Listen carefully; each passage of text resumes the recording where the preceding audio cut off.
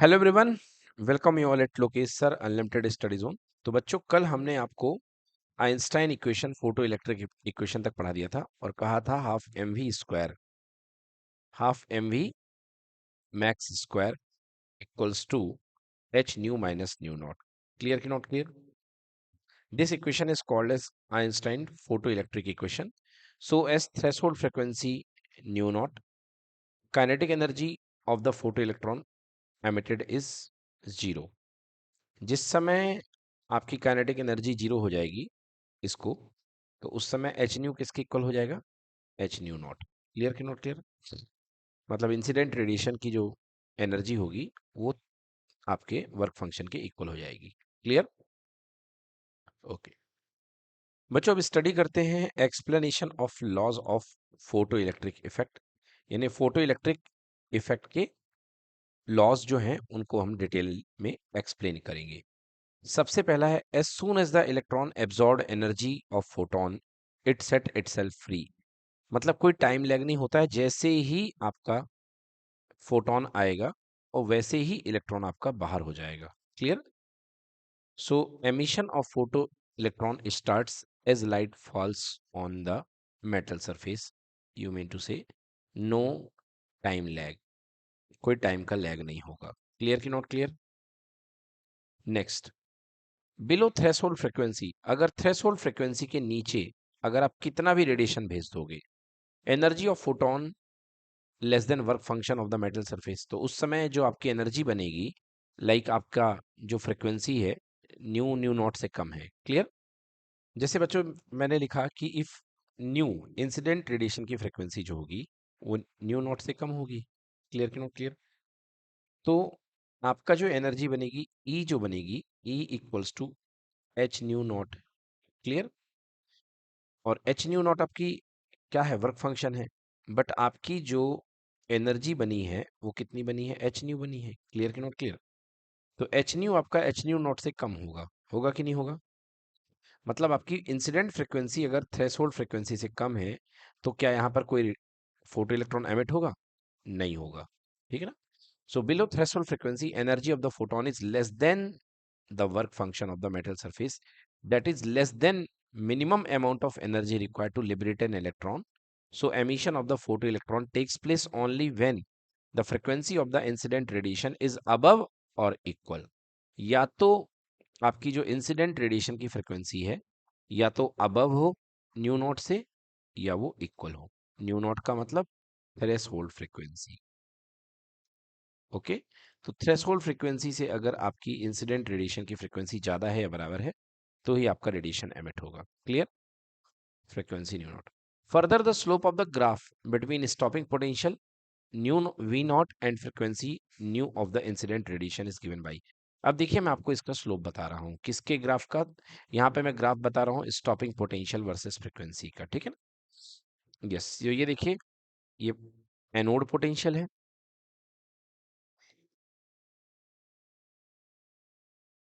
Anode potential versus frequency.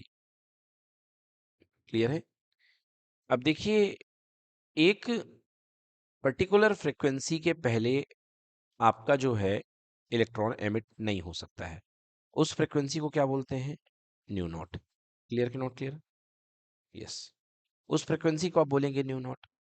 और अगर आप न्यू नॉट बढ़ाते जाएंगे, हम्म, ये देखिए यहाँ पे इंसिडेंट फ्रीक्वेंसी का स्केल है और यहाँ पे क्या है कि स्केल है एनोड पोटेंशियल वी का। क्लियर? तो अगर आपके पास में न्यू नॉट जिस तरीके से बढ़ता जाएगा, ठीक है ना, न्यू नॉट आपका बढ़ता जाएगा, तो स्टॉपिंग पोटेंशियल छोटा होता जाएगा। क्लियर हो गया? स्टॉपिंग पोटेंशियल कम होता जाएगा क्योंकि फ्रीक्वेंसी बढ़ेगी, तो ज़्यादा निकलने वाला जो इलेक्ट्रॉन होगा वो ज़्यादा एनर्जी लेके आएगा। तो उसके लिए स्टॉपिंग पोटेंशियल भी आपको बढ़ाना पड़ेगा अगर न्यू नॉट फ्रीक्वेंसी बढ़ती जाएगी। क्लियर कि नॉट क्लियर? जैसे देखिए, एक का वर्क फंक्शन यहाँ पे है, मतलब इसकी फ्रीक्वेंसी, इसको न्यू नॉट वन ले लो और इसको न्यू नॉट टू ले लो। वर्क फंक्शन नहीं बोलना चाहिए मुझे, यहाँ पे क्या लेना चाहिए? मुझे बोलना चाहिए threshold frequency, new dash not. Clear? अब देखिए, यदि आप चाहते हैं कि रेडिएशन ना पॉसिबल हो, तो आपको यहाँ पर इस नेगेटिव पोटेंशियल पर आपको वोल्टेज देना पड़ेगा। क्लियर कि नॉट क्लियर? तो ये बन जाएगा आपका स्टॉपिंग पोटेंशियल फर्स्ट वाले का। और ये देखिए इसकी थ्रेशोल्ड फ्रिक्वेंसी ज़्यादा थी, तो इसको आपको और ज़्यादा देना पड़ेगा। क्लियर? ये देखिए यहाँ पे तो हम फिलहाल एक ग्राफ के लिए सॉल्व कर रहे हैं। Further the slope of the graph, further the slope of the graph between stopping potential we naught and frequency nu of the incident radiation. आइए हम स्लोप निकालते हैं। ये ग्राफ हमने कहाँ से बनाया बच्चों? कल मैंने ये ग्राफ आपको पढ़ाया था। ये देखिए इस तरीके से, ये देखिए ये था stopping potential versus frequency of the incident radiation. Clear? दो कंडीशन मैंने दिखाई थी, ये मेटल ए है, ये मेटल बी है। क्लियर है? इसकी इसकी थ्रेशोल्ड फ्रीक्वेंसी थोड़ी ज़्यादा है, इसकी थ्रेशोल्ड फ्रीक्वेंसी थोड़ी कम है। इस मेटल के लिए थ्रेशोल्ड फ्रीक्वेंसी ज़्यादा है, इस मेटल के लिए थ्रेशोल्ड फ्रीक्वेंसी कम है। क्लियर? तो जैसे आप फ्रीक्वेंसी बढ़ाते जाएंगे तो स्टॉपिंग पोटेंशियल भी बढ़ता जाएगा। क्लियर कि नॉट क्लियर? यहाँ पे स्टॉपिंग पोटेंशियल है, तो जैसे ही आप फ्रीक्वेंसी बढ़ाते जाएंगे यहाँ पर स्टॉपिंग पोटेंशियल भी बढ़ता जाएगा। ये देखिए फ्रीक्वेंसी बढ़ रही है यहाँ पे इस एक्सेल में, और यहाँ पर स्टॉपिंग पोटेंशियल भी बढ़ रहा है। क्लियर कि नॉट क्लियर? फ्रीक्वेंसी बढ़ने के साथ साथ स्टॉपिंग पोटेंशियल भी बढ़ता जाएगा। अब आइए हमको लिखना है इनका इक्वेशन। तो किस तरीके से इक्वेशन बनाते हैं देखिए। यस, सो सबसे पहले मैं लिखता हूँ यहाँ पे टेन थीटा। टेन थीटा बनाऊंगा मैं, तो देखिए दो स्केल ले लो आप यहाँ पे, एक यहाँ पे आपने न्यू नॉट ले लिया है। ठीक है? और इस पॉइंट पर आपने कोई भी फ्रीक्वेंसी न्यू ले ली है। क्लियर कि नॉट क्लियर? यस, ये हो गया। तो इस पॉइंट पर आपने फ्रीक्वेंसी ले ली न्यू नॉट, और इस पॉइंट पर आपने फ्रीक्वेंसी ले ली है न्यू। क्लियर? तो बच्चों देखिए अभी हमने दो पॉइंट यहाँ पे कंसिडर कर लिए। मैं ग्रीन कलर से आपको दिखाता हूँ। यहाँ पर मान लीजिए कोई फ्रीक्वेंसी, इसकी थ्रेशोल्ड फ्रीक्वेंसी न्यू नॉट है, और आगे बढ़ते बढ़ते बढ़ते किसी पॉइंट पर इसकी फ्रीक्वेंसी आपने बढ़ा दी है न्यू। तो यदि आप फ्रीक्वेंसी बढ़ा देंगे तो इसका स्टॉपिंग पोटेंशियल भी बढ़ जाएगा, और मान लीजिए इस पॉइंट पर स्टॉपिंग पोटेंशियल वी नॉट है। क्लियर कि नॉट क्लियर? अब यदि आप इस पॉइंट को देखें तो इसमें एक्स एक्सेस का पॉइंट है न्यू, और वाई एक्सेस है वी नॉट, है कि नहीं है? और यदि आप इस पॉइंट को देखें तो ये पॉइंट बनेगा क्या? न्यू नॉट कॉमा जीरो, क्योंकि इसमें स्टॉपिंग पोटेंशियल जीरो है। क्लियर कि नॉट क्लियर? यस। अब यदि मैं इसका स्लोप बनाऊं तो आप जानते हैं स्लोप इज इक्वल्स टू होता है tan theta. Clear? Slope is equals to tan theta. Tan theta is equals to होता है m. M equals to formula होता है m equals to y two minus y one upon x two minus x one. Clear? तो slope y two minus y one upon x two minus x one, तो देखिए tan theta is equals to we naught upon v minus v zero, Y two minus y one. तो यहाँ पे we naught minus zero हो जाएगा, v naught minus zero upon x two minus x one, यानी nu minus nu naught. Clear कि not clear? आप अगर ऊपर नीचे ई का मल्टीप्लाई कर दें तो ये हो जाएगा E V naught upon e bracket में nu minus nu naught. Clear कि नॉट क्लियर? आपने ई का ऊपर नीचे मल्टीप्लाई कर दिया। ठीक है बेटा? ओके। अब आपको इस चीज को हमें रिलेट करना है। देखिए बच्चों, जो पीछे हमने जो चीज़ों में हमने पढ़ा उसको सिस्टमेटिकली समझने के लिए हमको ये वाला पैरा पढ़ना पड़ेगा। अच्छे समझेंगे आप लोग। Effect of frequency on stopping potential. ठीक है? मतलब फ्रीक्वेंसी बढ़ाने पे स्टॉपिंग पोटेंशियल पे क्या असर होगा। तो कल जो एक बार डायग्राम है, एक बार फिर से उस डायग्राम को हमको जाना पड़ेगा। देखिए ये अपने पास में ट्यूब हुआ करती थी क्वार्ट्ज ग्लास की, और यहाँ पर हमारे पास में कैथोड होता था। और कैथोड में जैसे ही आप लाइट को इंसिडेंट करते थे तो अब यहाँ से फोटो इलेक्ट्रॉन निकलता था। क्लियर कि नॉट क्लियर? अब आपको बताया गया था कि उस फोटो इलेक्ट्रॉन को एमिट करने के लिए आपने एच न्यू रेडिएशन को यूज़ किया, जिसमें आपने H nu naught plus half kinetic energy maximum. Clear कि नॉट क्लियर? एक्चुअली क्या होता है बेटा कि जब आप यहाँ पर एनोड पोटेंशियल लगाते हो और एनोड में इतना ज़्यादा नेगेटिव पोटेंशियल डेवलप कर देते हो, कि ये इलेक्ट्रॉन को अपने तक आने नहीं देता है। क्लियर कि नॉट क्लियर? मतलब इलेक्ट्रॉन की काइनेटिक एनर्जी को यहीं पर थाम देगा, बिल्कुल अंदर नहीं आने देगा। मतलब at stopping potential, at stopping potential we naught, ठीक है ना, पोटेंशियल वी नॉट, मान लो स्टॉपिंग पोटेंशियल वी नॉट है, तो क्या होगा बेटा, इसकी जो इलेक्ट्रोस्टैटिक एनर्जी होगी वो इसकी काइनेटिक एनर्जी की इक्वल हो जाएगी, क्योंकि ये क्या लेकर के आ रहा है, काइनेटिक एनर्जी, और यहां से क्या लगेगा, रिपल्सन वाली एनर्जी, यानी कि इलेक्ट्रोस्टैटिक एनर्जी। क्लियर कि नॉट क्लियर? Electrostatic energy. तो आप कह सकते हो स्टॉपिंग पोटेंशियल पर जो काइनेटिक एनर्जी होगी, मैक्सिमम काइनेटिक एनर्जी, वो इसकी काइनेटिक एनर्जी के इक्वल हो जाए, सॉरी, वो इसकी इलेक्ट्रोस्टैटिक पोटेंशियल एनर्जी की इक्वल हो जाएगी। क्लियर कि नॉट क्लियर? तो स्टॉपिंग पोटेंशियल में maximum kinetic energy half M v max का square equals to electrostatic potential energy, क्या होती है बेटा, आपने पढ़ा है चैप्टर नंबर 2 में, electrostatic energy U equals to charge multiply by V. Clear कि नॉट क्लियर? तो यहाँ पर चार्ज की जगह कौन है बेटा, इलेक्ट्रॉन है, और v की जगह क्या है, v नॉट। क्लियर हो गया? तो half M we square equals to क्या हो जाएगा, ई वी नॉट। क्लियर कि नॉट क्लियर? तो वी नॉट पोटेंशियल पर जो एनर्जी बनेगी वो हाफ एम वी स्क्वायर के इक्वल हो जाएगी। क्लियर? इस स्थिति में स्टॉपिंग पोटेंशियल काम करेगा। So half M we square किसके इक्वल होता है बेटा, ई वी नॉट के लिए। अगर आप स्टॉपिंग पोटेंशियल का कंसेप्ट अप्लाई कर रहे हो तो मैक्सिमम काइनेटिक एनर्जी जो होगी वो ई वी नॉट के इक्वल हो जाएगी। क्लियर कि नॉट क्लियर? यस। अब देखिए यहाँ पे आप लिख सकते हैं इस केस में, आपके पास में देखिए जो रिलेशन था कि h nu incident radiation equals to H nu naught plus half M v max का स्क्वायर। क्लियर कि not clear? So h nu equal to H nu naught plus half M v max का square. H nu incident radiation की frequency, h nu equals to H nu naught रहने दीजिए, और half M v max square को क्या लिख सकते हैं अपन, ई वी नॉट। लिख सकते हैं कि नहीं लिख सकते? क्लियर कि नॉट बच्चों? हेलो, क्लियर ना बेटा? H nu minus H nu naught. Okay, so ये देखिए यहाँ से h nu minus H nu not equals to क्या हो गया, ई वी नॉट। क्लियर कि नॉट क्लियर? सो यहाँ पे h nu minus H nu not equals to E V naught हो गया। अब यहाँ पे यदि आप वी नॉट को अलग करेंगे तो V not equals to H nu upon e minus H nu naught upon E. Clear हुआ कि नहीं हुआ बेटा?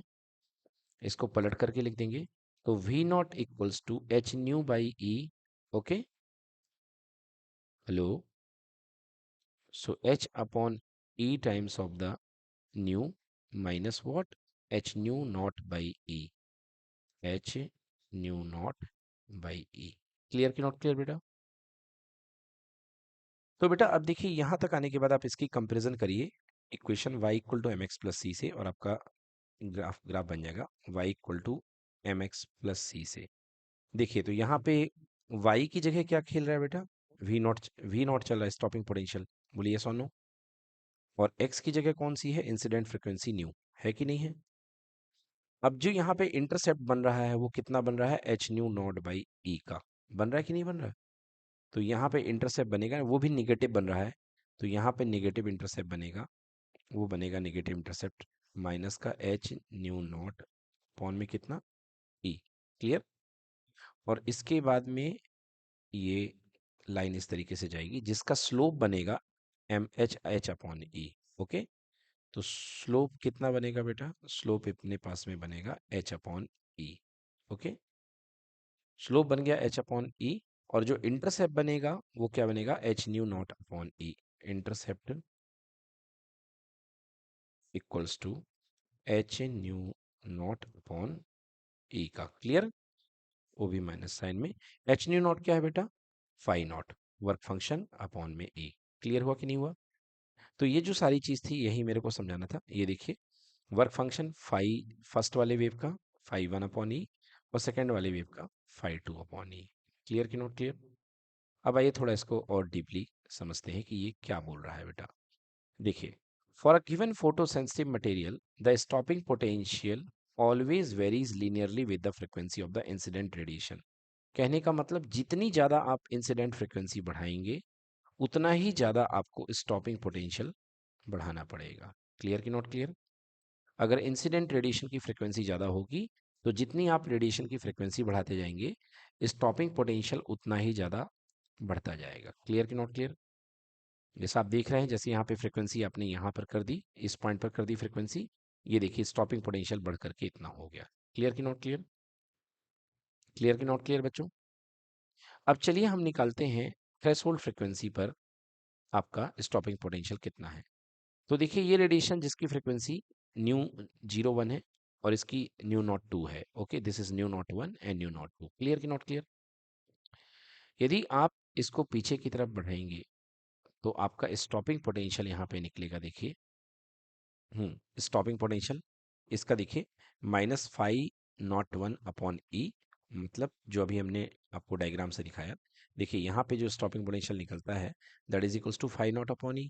तो फर्स्ट के लिए क्या बन जाएगा 5 नॉट 1 अपॉन ई, और सेकंड के लिए 5 नॉट 2 अपॉन ई। क्लियर कि नॉट क्लियर? तो intercept on the potential axis जो बनेगा that is equals to 5 naught upon e, जिसकी वैल्यू होगी माइनस का h न्यू 0 अपॉन ई। क्लियर कि नॉट क्लियर? यस। तो इस तरीके से आप देख सकते हैं कि यहाँ पे जो 5 नॉट निकलेगा वो क्या मिलेगा आपके पास में। अगर आपको 5 नॉट मतलब कि वर्क फंक्शन निकालना है, तो आपके पास में क्या है 5 नॉट अपॉन ई है। ये इंटरसेप्ट की वैल्यू कितनी है 5 नॉट अपॉन ई है। अगर आपको 5 नॉट बनाना है तो आप क्या करेंगे, इसमें आप जो है मल्टीप्लाई कर देंगे इलेक्ट्रॉन का।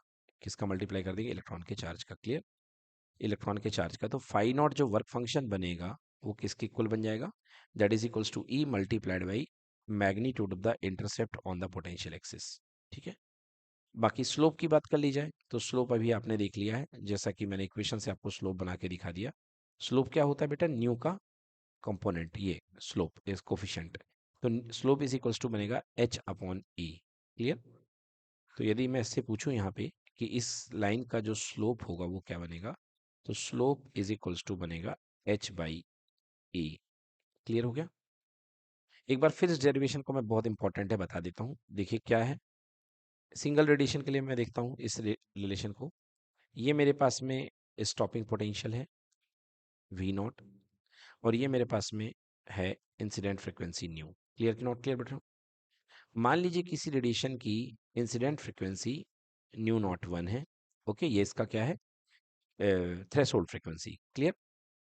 इसके ऊपर अगर आप फ्रिक्वेंसी बढ़ाते जाएंगे तो इसके ऊपर फ्रिक्वेंसी बढ़ाने पर आपका स्टॉपिंग पोटेंशियल भी बढ़ता जाएगा। क्लियर कि नॉट क्लियर? यस, इसके ऊपर बढ़ाने पर आपका स्टॉपिंग पोटेंशियल बढ़ता जाएगा।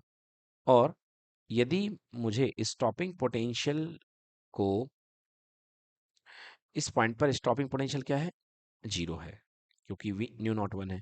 अब देखिए यहाँ पे ये कहाँ पर इंटरसेप्ट कर रहा है, ये यहाँ पर इंटरसेप्ट कर रहा है। क्लियर कर रहा है कि नहीं कर रहा? अब चलिए मुझे इसका इक्वेशन बनाना है, तो मैं किस तरीके से इसका इक्वेशन लिख सकता हूँ। आपके पास पता है कि by the graph Einstein equation होता है आपके पास में E equals to H nu, sorry, E equals to H nu. H nu equals to h nu 0 plus half mv²। Clear कि नॉट क्लियर? जब आप स्टॉपिंग पोटेंशियल की बात करते हैं तो स्टॉपिंग पोटेंशियल वो पोटेंशियल होता है जिस पर की मतलब जिस पर क्या होता है काइनेटिक एनर्जी 0 कर दी जाए।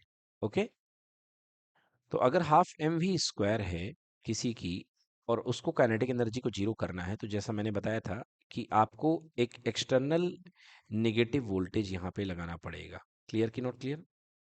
जो कि एक इलेक्ट्रोस्टैटिक एनर्जी EV0 देगा और उसको क्या कर देगा, यहाँ की काइनेटिक एनर्जी को कैंसिल कर देगा। क्लियर?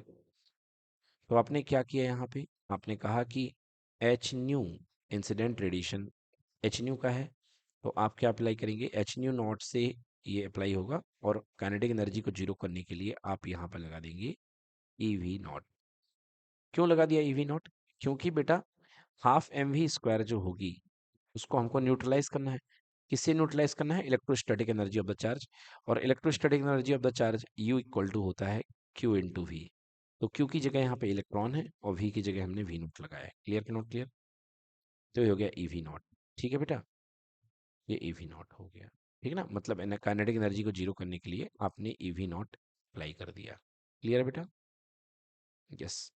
तो अब आपके पास में क्या लिख सकते हो आप लिख सकते हो H nu minus H nu not equals to E V nought. लिख सकते हैं कि नहीं लिख सकते हैं? H nu minus H nu not equals to E V not.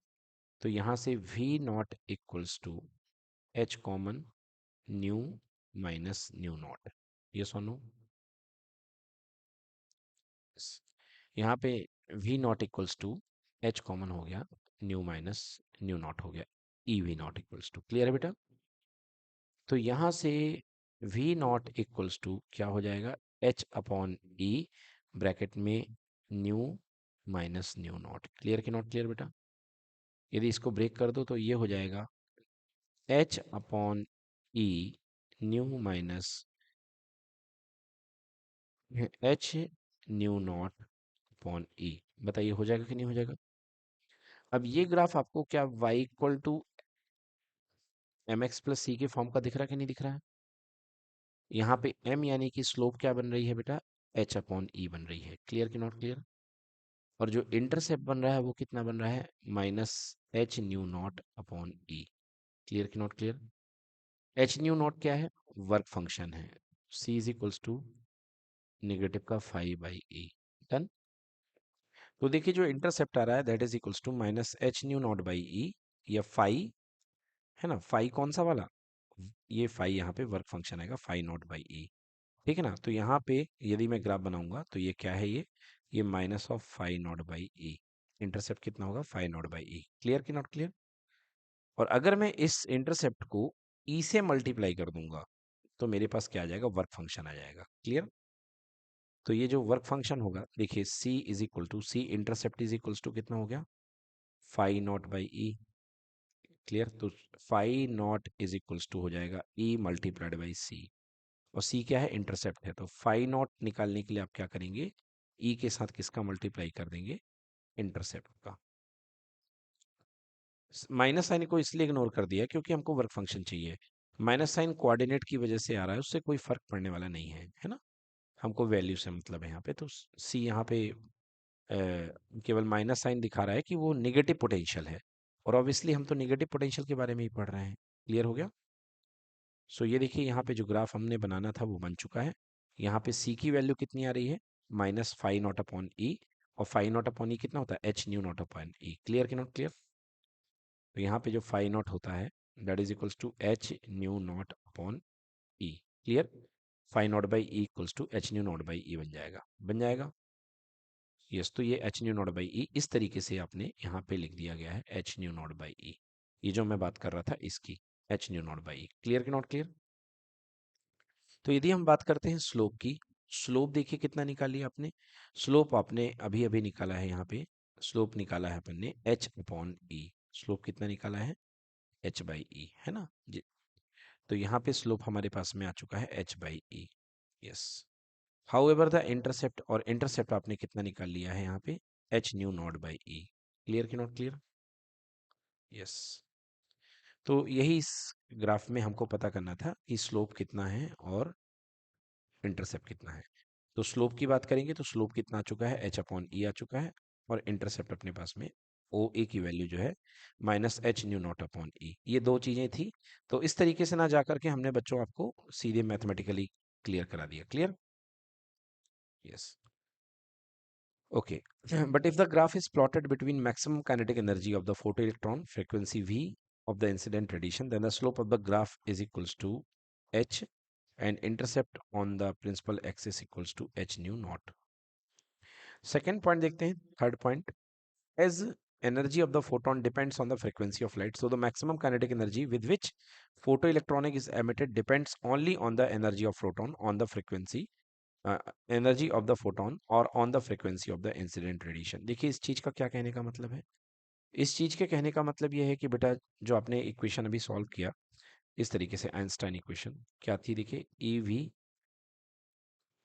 E equals to H nu, sorry यहाँ पे यदि बात करी जाए, total energy is equals to work function plus maximum kinetic energy, okay, half M v max का square, m into v max का square. ये आपने एनर्जी देखी अभी अपने। सो ई इक्वल्स टू कितना होता है, h nu minus equals to H nu naught plus half m into v max का स्क्वायर। क्लियर कि not clear? So h bracket में nu minus nu not equals to हो गया half m into v max का square. Clear कि not clear? ये हो गया h nu minus nu naught. अब आप देखिए यहाँ पे जो काइनेटिक एनर्जी, देखिए ये तो फिक्स है आपके पास में, न्यू नॉट तो फिक्स है क्योंकि ये थ्रेशोल्ड फ्रीक्वेंसी है। तो जो मैक्सिमम काइनेटिक एनर्जी आ रही है ये क्या है, के ई है। क्या है ये बेटा, के ई मैक्स। तो के ई मैक्स का रिलेशन क्या निकल के क्या आ रहा है, h nu minus nu naught. Clear कि नॉट क्लियर? तो जो मैक्सिमम काइनेटिक एनर्जी है वो केवल किस पे डिपेंड कर रही है, इंसिडेंट रेडिएशन की फ्रीक्वेंसी पर। क्लियर कि नॉट क्लियर? तो इंसिडेंट रेडिएशन की फ्रीक्वेंसी पर डिपेंड कर रही है। यही ये बात लिखी हुई है कि जो काइनेटिक एनर्जी वहां पे होगी वो इंसिडेंट रेडिएशन की फ्रीक्वेंसी पर डिपेंड करेगी। As energy of the photon depend on the frequency of the light, so the maximum kinetic energy with which photoelectronic is emitted depends only on the energy of the photon, yes, or on the frequency of the incident radiation। और derivation से भी हमने proof कर दिया कि यहाँ पे जो काइनेटिक एनर्जी है वो फ्रीक्वेंसी पर डिपेंड कर रहा है। Done. As the number of photons in a light depend on its intensity and one photon liberate only one electron, so the number of photons photoelectron emitted depend only the intensity of light। ये हम पहले भी बात कर चुके हैं कि frequency से नंबर ऑफ फोटॉन्स का कोरिलेशन नहीं है। तो फोटो इलेक्ट्रॉन्स जो होंगे वो केवल केवल किस पर डिपेंड करेंगे, फोटो इलेक्ट्रॉन्स केवल और केवल इंटेंसिटी पर डिपेंड करेंगे, number of photo electrons. Clear हो गया बच्चों? तो मेनली बेटा यहाँ पे जो हमने ये जो बनाया अभी आपको, ये इसने थोड़ा कॉम्प्लेक्स तरीके से बनाया है, मैं इस तरीके से मना करूंगा। आपको जो मैंने मैथमेटिकल डेरिवेशन कराया उस तरीके से आप बनाएंगे ग्राफ तो बहुत आराम से बन जाएगा। यस, ये मैथमेटिकल डेरिवेशन बच्चों आती है एग्जाम में। क्लियर?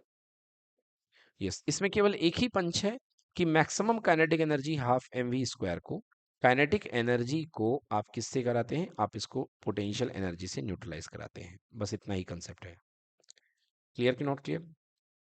हाँ, क्योंकि अपोजिट पोटेंशियल लगाते हैं।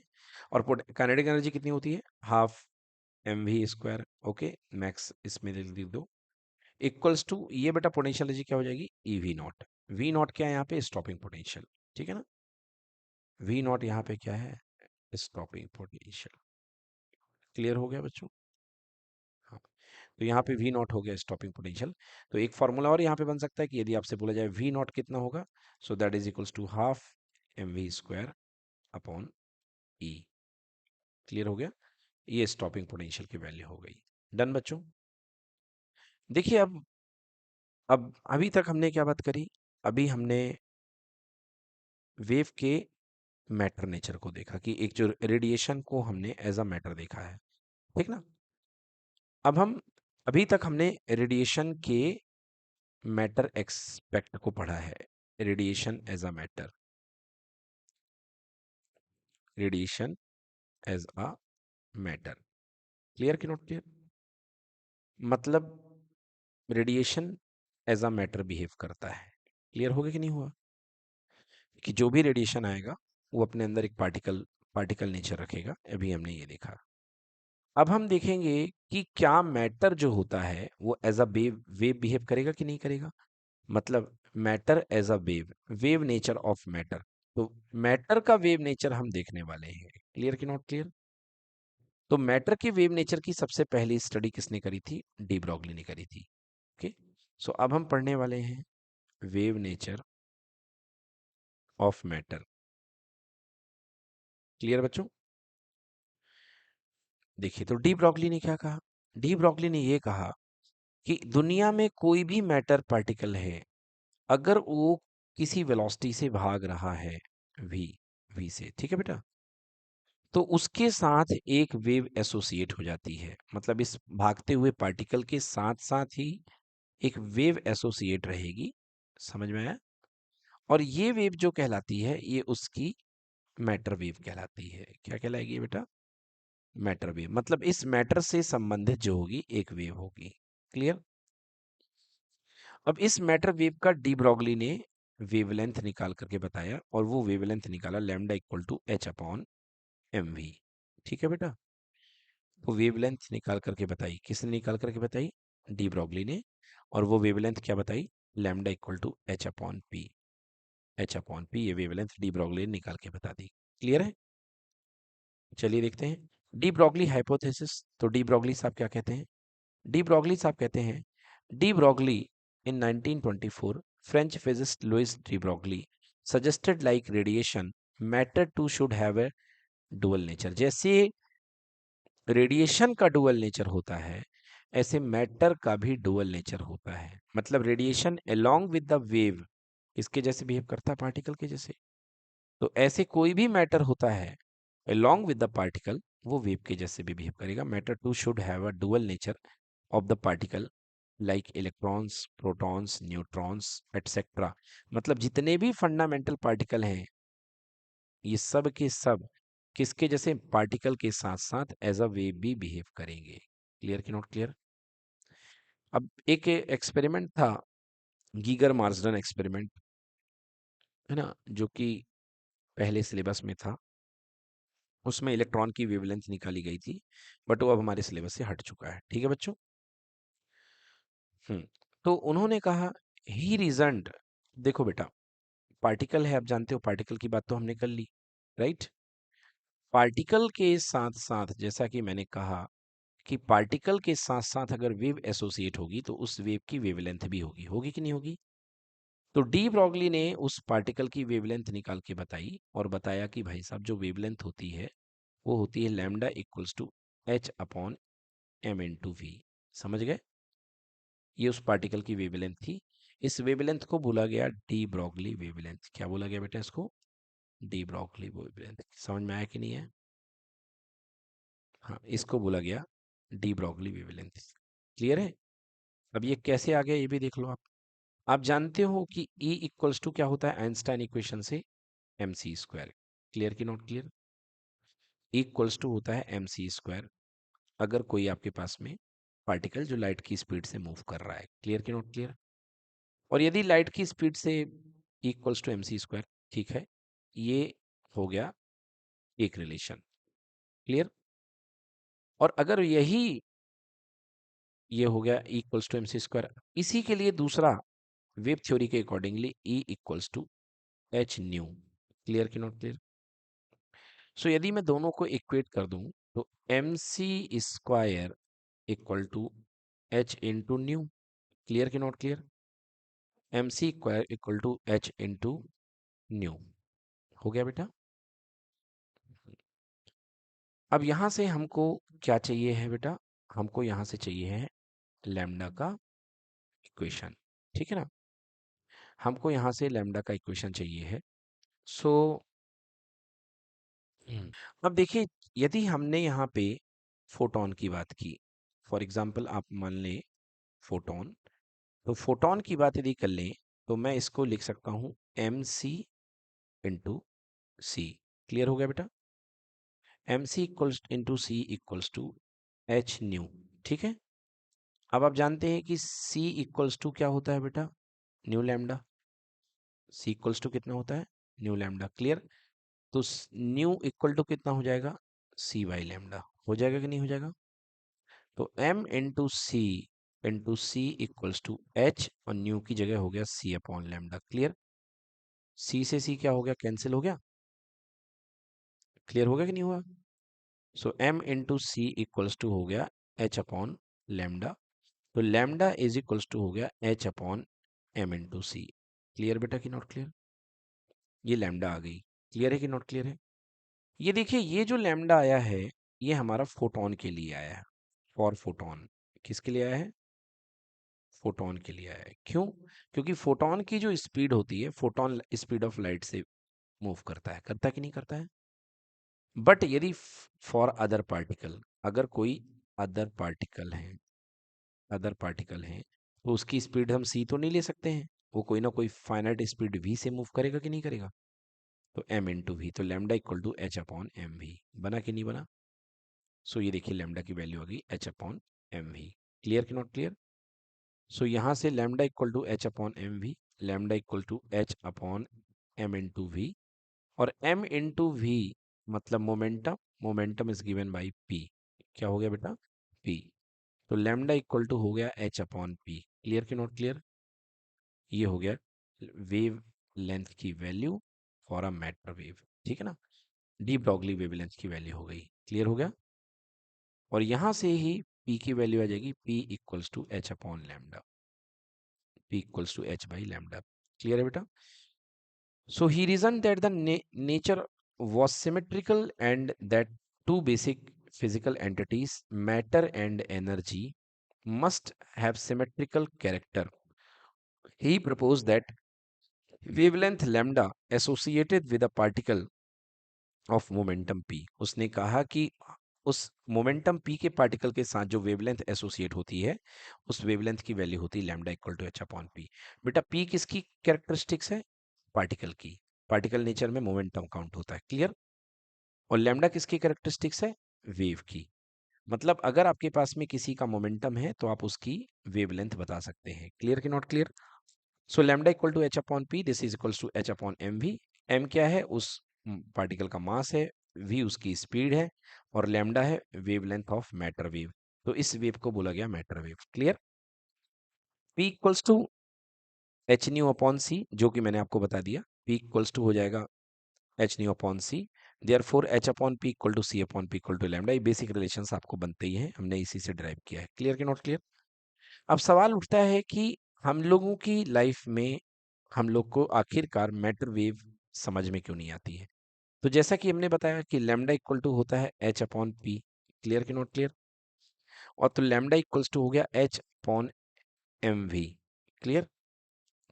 हमारी डे टू डे लाइफ में जो पार्टिकल साइज होता है बेटा बहुत बड़ा होता है। क्या होता है? बहुत बड़ा। जैसे हम ह्यूमन हैं, बहुत बड़े हैं, तो इसके कारण वेवलेंथ क्या हो जाएगी? बहुत छोटी हो जाएगी। क्लियर कि नॉट क्लियर? अब जैसे ये मान लो ये वेवलेंथ है, ये तो दिख भी रही है, हमको समझ में आ रही है, मगर यदि मैं इसको छोटा कर दूं तो और छोटा हो गया। इतनी भी वेवलेंथ नहीं होती बेटा, इतना ऐसा ऐसा वाइब्रेशन होता है जो बिल्कुल दिखता भी नहीं है। समझ में आया कि नहीं है?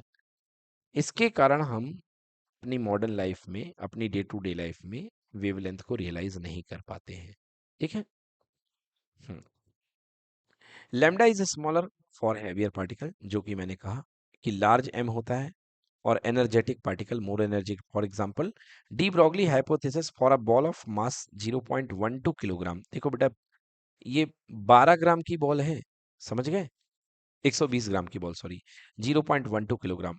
अब moving with speed of 20 metre per second का हमने वेवलेंथ निकाला। बेटा देखो कितनी कम वेवलेंथ आ रही है, आ रही है कि नहीं आ रही है? और ये वेवलेंथ -34 में है, हमको मतलब हमारे मेजरमेंट के बियॉन्ड है।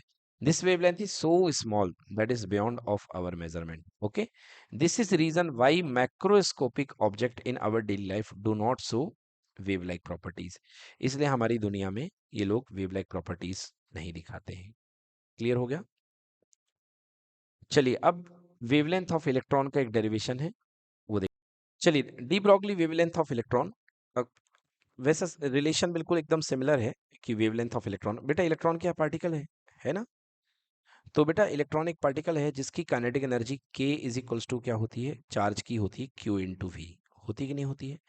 अगर आपने इसको v वोल्ट से एनर्जाइज किया तो इसकी इलेक्ट्रोस्टैटिक पोटेंशियल हो जाएगी q इंटू वी। क्लियर कि नॉट क्लियर? की जगह क्या आ जाएगा?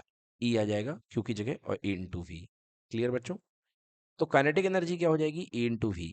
इसको कहाँ से मिली है काइनेटिक एनर्जी? पोटेंशियल v से। क्लियर? अब इस पोटेंशियल एनर्जी के कारण ये क्या करेगा? मूव करेगा, मतलब अपनी इस एनर्जी को हाफ एम वी स्क्वायर में कन्वर्ट कर देगा। क्लियर कि नॉट क्लियर?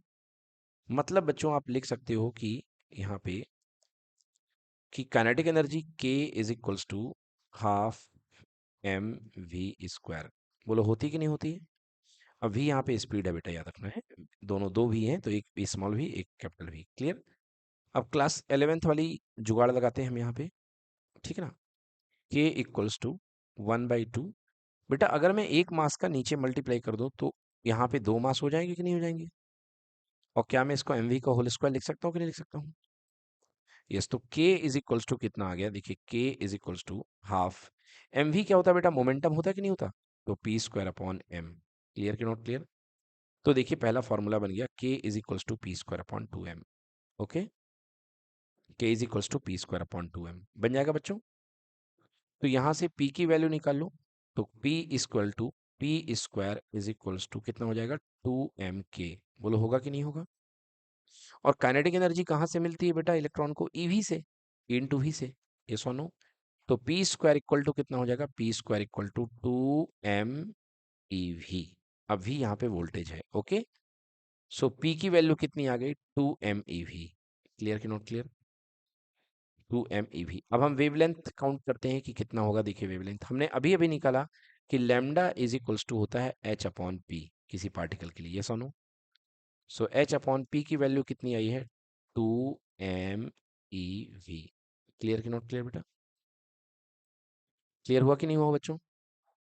हाँ, अब देखिए यहाँ पे h कांस्टेंट है, 2 कांस्टेंट है, मास ऑफ इलेक्ट्रॉन कांस्टेंट है, इलेक्ट्रॉन का चार्ज कांस्टेंट है, केवल वेरिएबल क्या है, वोल्टेज। तो यदि इसको आप सॉल्व करोगे तो आपके पास में सॉल्व करने पर देखिए ऊपर सारी वैल्यू रख दो कांस्टेंट की, 12.27 अपॉन अंडर रूट का वोल्टेज नैनोमीटर, ये बनेगी वेवलेंथ। क्लियर कि नॉट क्लियर, यस। तो ये आपकी कहला गई है वेवलेंथ। अब बात करते हैं कैरेक्टरिस्टिक्स ऑफ मैटर वेव। अभी हमने जो वेव पढ़ी हैं उनकी हमें कैरेक्टरिस्टिक्स पढ़ लेते हैं। तो मैटर वेव क्या थी, एवरी पार्टिकल के साथ एक वेव एसोसिएट होती है जिसका wavelength lambda equal to h upon P होता है, इसको हम बोलते हैं मैटर वेव। Clear, yes. तो आइए इसकी कैरेक्टरिस्टिक्स क्या है। Number 1, matter wave are not electromagnetic wave. जी हाँ, ये इलेक्ट्रोमैग्नेटिक वेव नहीं होती हैं, क्योंकि इलेक्ट्रोमैग्नेटिक वेव जो होती हैं वो with the speed of light move करती हैं, और ये हर प्रकार के पार्टिकल के साथ, हर मूविंग पार्टिकल कम वेलोसिटी से लेके ज्यादा वेलोसिटी तक मूव कर सकती हैं, इसलिए इनको मैटर वेव कहते हैं। क्लियर। मैटर वेव और non mechanical wave, that is they can travel in vacuum. हाँ, ये मैकेनिकल वेव नहीं होती हैं, मतलब ये ट्रेवल कर सकती हैं किसमें, वैक्यूम में। Matter wave are independent of charge, ये चार्ज पे डिपेंड नहीं करती, they are associate with every moving particle, okay, whatever whether the charge और अनचार्ज, चाहे वो चार्ज हो चाहे वो अनचार्ज हो, उस पर मैटर वेव एग्जिस्ट करेगी। क्लियर। आप अपने स्कूल भी जा रहे हैं तो भी आपके साथ एक मैटर वेव एसोसिएट होती है। Observation of matter wave is possible only the de Broglie wavelength is of the order of the size of particle, that is waves are diffracted. मतलब मैटर वेव जो होता है उसका ऑब्जर्वेशन तब possible है जब जो डी ब्रॉगली वेवलेंथ जो है उस साइज ऑफ पार्टिकल के इक्वल आ जाए, मतलब जो lambda equal to h upon P है आपका, ठीक है ना, ये किसके नियर अबाउट आ जाए, ये साइज ऑफ पार्टिकल के इक्वल आ जाए। क्लियर हो गया, तभी आप मैटर वेव को विजुलाइज कर पाओगे। The phase velocity of the matter wave can be greater than the speed of the light, इनकी फेज वेलोसिटी जो होती है स्पीड ऑफ लाइट से ज्यादा होती है। The number of de Broglie waves associated with the nth orbital electron is n. The number of de Broglie waves associated with the nth orbital electron is n. चलिए ये भी एक रट्टा point है, ये ज़्यादा इंपॉर्टेंट नहीं है ये दोनों पॉइंट। अब आगे आते हैं laws of photo electric effect. हमने वैसे फोटो इलेक्ट्रिक इफेक्ट पढ़ लिया है, अब फोटो इलेक्ट्रिक इफेक्ट के लॉस कई बार लिखने को आ जाते हैं, वो तो हम लॉस लिख देते हैं। तो हमने क्या देखा फोटो इलेक्ट्रिक इफेक्ट में, for a given material and a given frequency of incident radiation, the photoelectric current or number of photoelectron ejected per second is directly proportional to intensity of the incident radiation of light। मैंने बताया था कि जो number of photon निकलते हैं, n number of photons, clear, वो किसके proportional होते हैं, इंटेंसिटी के। याद आया, intensity of radiation. Clear, clear, intensity of radiation के प्रोपोर्शनल होते हैं, और जितने फोटॉन निकलेंगे उतनी इलेक्ट्रिक करंट बनेगी। क्या बनेगी, उतनी ज्यादा electric current. Clear.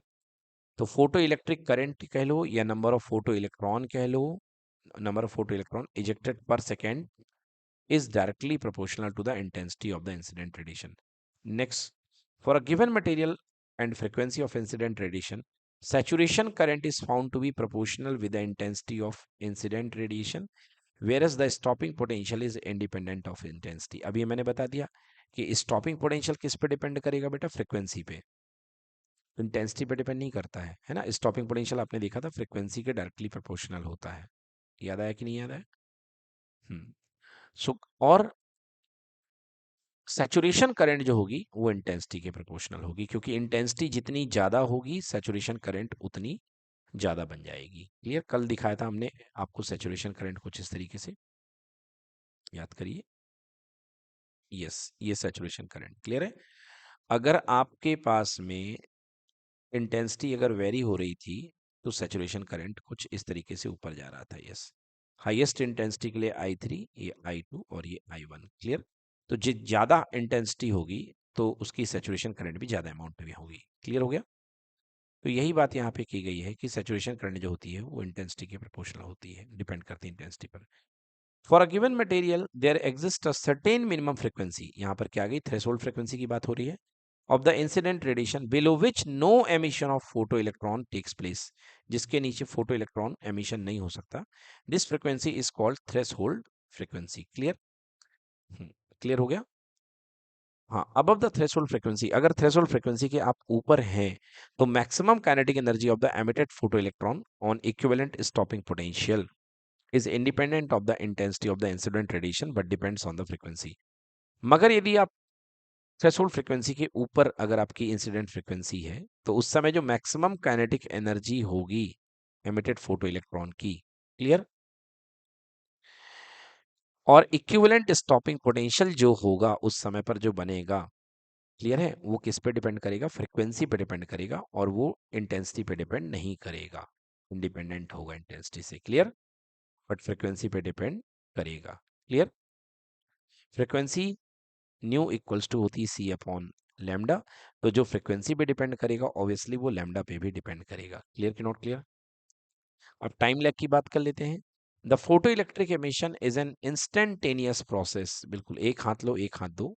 The time lag between the incident radiation and emission of photo electron is very less, very small, even less than 10⁻⁹ second, मतलब 1 नैनो सेकेंड से भी कम टाइम लगता है। क्लियर हुआ कि नहीं हुआ?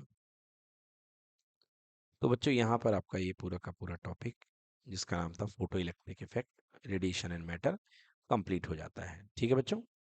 देखिए बच्चों, इस ग्राफ में हम एक बार फिर से इसको रिवाइज करा रहा हूँ। इस ग्राफ को बोलते हैं हम लोग, क्या बोलते हैं इसको? इसको हम बोलेंगे frequency versus stopping potential graph. ठीक है ना? हमको यहाँ पे फ्रीक्वेंसी और स्टॉपिंग पोटेंशियल की रिलेशनशिप दिखानी है। ठीक है? तो देखिए इसका हम ग्राफ को कैसे बनाते हैं, फ्रीक्वेंसी वर्सेस स्टॉपिंग पोटेंशियल किस तरीके से हम ग्राफ बना पाएंगे। ऑल यू नो कि जो टोटल इंसिडेंट एनर्जी होती है, ई एनर्जी दो पार्ट में बढ़ जाती है, work function phi not plus के मैक्स। बताइए यस और नो? टोटल इस तरीके से हो जाता है सिस्टम। ओके, अब यदि हम बात करते हैं एनर्जी की, तो बच्चों एनर्जी जो होती है वो रेडिएशन की किस फॉर्म में आती है? फ्रीक्वेंसी की फॉर्म में। So e equals to H nu equals to, बेटा इसको हम फाई नॉट लिख दें और इसको हम के ई मैक्स लिख लें, फाई नॉट। वैसे याद रखिएगा कि फाई नॉट आगे आगे जाके हम क्या पुट कर देंगे? H nu naught. क्लियर? क्योंकि phi naught is the energy that is called work function, इसको क्या बोलते हैं? Work function, minimum energy. Clear कि not clear? Equals to H nu naught. So phi not plus के max, यहाँ पे के मैक्स आप चलने दीजिए। ओके, के मैक्स को आप लिख सकते हो हाफ एम वी स्क्वायर, हालांकि कोई जरूरत नहीं है, हाफ एम वी स्क्वायर भी आप इसको लिख सकते हो। क्लियर? तो यहां से यदि आप के मैक्स को रोक लो तो K max is equals to, K max is equals to जो होता है वो कितना हो जाएगा? H nu minus phi nought. Clear कि नॉट क्लियर? के मैक्स की वैल्यू हो गई H nu minus phi nought. Clear कि नॉट क्लियर बेटा? ओके, अब देखिए यहाँ पे अगर आप के पास में ये इलेक्ट्रॉन एमिशन हो रहा है और आप चाहते हैं कि एक भी इलेक्ट्रॉन एनोड तक ना पहुंचे, क्लियर, तो आपको यहाँ पर नेगेटिव पोटेंशियल डेवलप करना पड़ेगा, नहीं अपना पड़ेगा? और नेगेटिव पोटेंशियल अगर आपने वी नॉट वोल्ट का डेवलप कर दिया तो इस इलेक्ट्रॉन को रियलाइज होने वाली जो पोटेंशियल एनर्जी होगी, जो इसको धक्का मारेगी इधर की तरफ, और काइनेटिक एनर्जी धक्का मार रही इधर की तरफ, तो इसके ऊपर जो पोटेंशियल एनर्जी रियलाइज होगी वो होगी formula U is equals to Q into we nought. ये सुनो, क्यू इन टू वी होता है, तो क्यू की जगह चार्ज क्या है? E फॉर इलेक्ट्रॉन, और पोटेंशियल क्या है? We not. तो बेटा यहाँ पर आप क्या आप इस काइनेटिक एनर्जी को क्या इस पोटेंशियल एनर्जी से न्यूट्रलाइज कर रहे हो कि नहीं कर रहे हो? सो आप यहाँ पर क्या पुट कर सकते हो, के मैक्स की जगह क्या पुट कर सकते हो, आप पुट कर सकते हो इसकी जगह E we naught. Okay, V naught is the stopping potential. Clear कि नॉट क्लियर बेटा? Equals to H nu minus phi naught. Okay, phi naught work function है जिसको आप आगे चल के एच न्यू नॉट लिख सकते हैं मर्जी करे तो। ठीक है बेटा, अब यहां से वी नॉट की वैल्यू निकालो तो V not equals to H upon E nu minus या प्लस करके माइनस फाई नॉट अपॉन ई। बताइए होगा कि नहीं होगा? हाँ बिल्कुल लिख सकते हैं, कोई दिक्कत नहीं है। एच कॉमन मत लीजिए क्योंकि जरूरत नहीं है एच को कॉमन लेने की। ठीक है, ये हो गया। अब आप देखिए जो आपको ग्राफ बनाना है वो उस ग्राफ को यदि आप एनालाइज करो तो आप देखो यहाँ पे आपको y equal to m x plus c की फीलिंग आ रही होगी। आ रही है कि नहीं आ रही है? x की जगह पे देखिए न्यू बैठा हुआ है। क्लियर कि नॉट क्लियर? और c की जगह पे minus h minus phi naught upon e बैठा हुआ है। Clear? Minus phi naught upon e. तो यदि मैं ग्राफ बनाऊं इसको y equal to m x plus c के फॉर्म में तो देखिए यहाँ पे इंटरसेप्ट क्या है, निगेटिव है कि नहीं है? और स्लोप इतना बन जाएगा। तो किस तरीके से बना सकता हूँ मैं ग्राफ को? देखिए यहाँ दिख रहा है कि जो स्टॉपिंग पोटेंशियल y एक्सिस में v नॉट है वो न्यू के प्रोपोर्शनल है कि नहीं है? ये देखिए न्यू के साथ वेरी हो रहा है। तो यहाँ पर हम लिख सकते हैं ये हो गया v नॉट और ये हो गई फ्रीक्वेंसी न्यू। क्लियर कि नॉट क्लियर बेटा? हम्म। और यहाँ पर ये जो फ्रीक्वेंसी है इंसिडेंट रेडिएशन, क्लियर हो गया, इसको हम बोलते हैं न्यू नॉट। क्लियर कि नॉट क्लियर? ठीक है बच्चों, तो आप देख रहे हैं कि न्यू नॉट के साथ आपका स्टॉपिंग पोटेंशियल बढ़ रहा है और इसको रोकने के लिए यहाँ पर जो इंटरसेप्ट बनेगा अपने पास में, सॉरी हमने डेवलप कर तो लिया है, तो क्या बन गया बेटा, phi naught upon e minus का फाई नॉट अपॉन ई। क्लियर है? यस, तो ये बन गया आपके पास में इंटरसेप्ट और ये बन गई आपके पास फ्रीक्वेंसी। अगर आपसे बोला जाए इसका इक्वेशन क्या है तो ये इसका इक्वेशन है, we not equals to H upon E. Clear? H upon E nu plus minus में फाई नॉट अपॉन ई। क्लियर है? तो ये फाई नॉट अपॉन ई हो गया और इसका जो स्लोप बनेगा वो कितना बनेगा, एच अपॉन ई बनेगा। तो यदि आपसे पूछ लिया जाए कि इसका स्लोप क्या हो गया बेटा, तो स्लोप इक्वल्स टू हो जाएगा एच अपॉन ई। डन बच्चों, यदि आप यहाँ पे फाई नॉट की वैल्यू रख दें तो चलो कितना आ जाएगा, देखिए फाई नॉट की जगह minus H nu naught upon e. ये हो जाएगा आपकी किसकी वैल्यू, इस इंटरसेप्ट की वैल्यू हो जाएगी और स्लोप इसका कितना आ रहा है, एच अपॉन ई आ रहा है। डन। यस, तो ये स्लोप और इंटरसेप्ट। अब यहाँ से देखने से क्या समझ में आ रहा है कि जो स्टॉपिंग पोटेंशियल होता है वो फ्रीक्वेंसी के डायरेक्टली प्रोपोर्शनल होता है। जो एक छोटा सा डेरिवेशन और है, हालांकि आपसे बन जाएगा, फिर भी देख लीजिए, इसमें कुछ नई चीज नहीं है, बिल्कुल वैसे ही है जो हमने पढ़ा। Relation between the cut off potential मतलब stopping potential we naught, frequency of the incident photon यानी कि न्यू, और थ्रेशोल्ड फ्रीक्वेंसी न्यू नॉट में रिलेशन। ठीक है बेटा, तो cut off potential nu naught, frequency nu और इसमें रिलेशन न्यू नॉट में। तो फिर से एक तरीके से डेवलप कर देते हैं, आइए देखते हैं। तो आप जानते हैं कि जो टोटल एनर्जी होती है इंसिडेंट रेडिएशन की एनर्जी, वो वर्क फंक्शन में जाती है और फिर इसके बाद काइनेटिक एनर्जी में जाती कि नहीं जाती बच्चों? अब E इक्वल्स टू क्या होती है, एच न्यू, और फाई नॉट क्या होता है, h nu not that plus के ई। क्लियर बेटा? अब जो पोटेंशियल काइनेटिक एनर्जी होती है वो किसके इक्वल होती है, स्टॉपिंग पोटेंशियल से बनने वाली एनर्जी ईवी नॉट के इक्वल होती है कि नहीं होती बच्चों? जो एनर्जी होती है ये स्टॉपिंग पोटेंशियल से बनने वाली एनर्जी ईवी नॉट के इक्वल हुआ करती है, ये सुन लो। तो आप के मैक्स की जगह पे क्या पुट कर सकते हैं, आप यहाँ पे ईवी नॉट पुट कर सकते हैं कि नहीं कर सकते हैं? तो के मैक्स की जगह आप ईवी नॉट, तो फिलहाल H nu minus H nu naught equal to kinetic energy. Clear कि नॉट क्लियर? तो पलट करके लिखूंगा तो काइनेटिक एनर्जी जो होगी वो किसके इक्वल होगी, H nu minus H nu naught के। क्लियर? और काइनेटिक एनर्जी जो होती है दैट इज इक्वल्स टू हो जाएगी E V naught, electrostatic potential energy के इक्वल। अगर आप स्टॉपिंग पोटेंशियल अप्लाई करोगे तो E V naught equals to H nu minus H nu naught. Clear? ये हो गया आपका रिलेशन जो आपसे पूछा जा रहा था अभी। ये देखिए, so e we not equals to H common bracket में nu minus nu naught. More better आप यहाँ से एच कॉमन ले लेंगे। So e we not equals to H common bracket में nu minus nu naught. Clear हो गया बच्चों? यस, ये रिलेशन होता है। आप चाहें तो फॉर्मूला आप जानते हैं कि सी इक्वल्स टू क्या होता है, nu lambda. So nu equals to कितना हो जाएगा, सी अपॉन लैम्डा। क्लियर? क्योंकि ये फोटोन के लिए रिलेशन है तो सब कुछ सी में चलेगा। So e we not equals to H, nu की जगह c upon lambda minus c upon lambda naught. क्योंकि थ्रेशोल्ड फ्रीक्वेंसी के कॉरस्पॉन्डिंग ये जो वेवलेंथ बनेगी lambda naught, that is suppose to be threshold wavelength. Threshold wavelength, okay, wavelength. ये clear हो गया बच्चों? डन।